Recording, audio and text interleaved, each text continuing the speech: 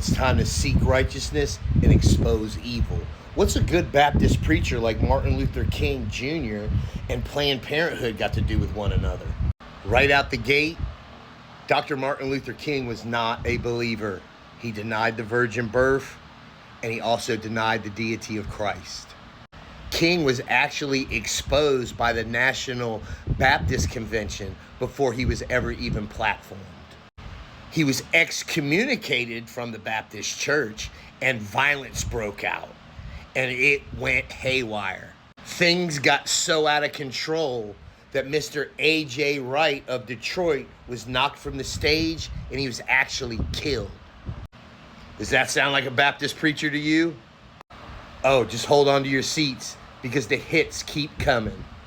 Now, this is Margaret Sanger, Dr. Death. This woman has more bodies than any other human being possibly ever created. She's the epitome of evil. You can line up Hitler, Stalin, and Mao. They're just cupcakes to this lady right here.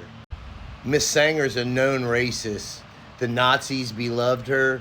She believed that black people were weeds and needed to be contained. I know what you're saying. Martin Luther King would never have something to do with a racist.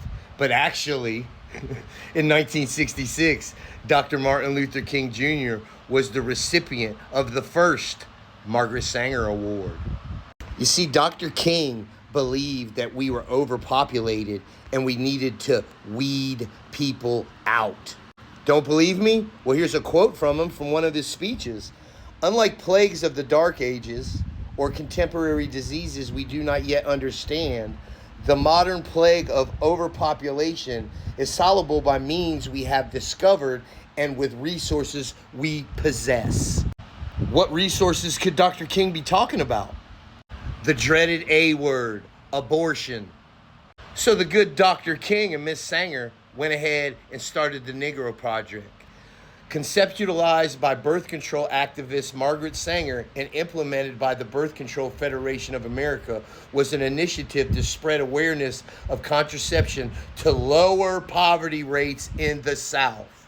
So Dr. King and his constituents helped Miss Sanger set up abortion clinics and ghettos all throughout the United States. These are hard truths. The population of the black community in 1972 was 15%, between 13 and 15%. The population today is still at that amount. Why is that? We can blame the good Dr. Martin Luther King and Dr. Death herself, Miss Margaret Sanger.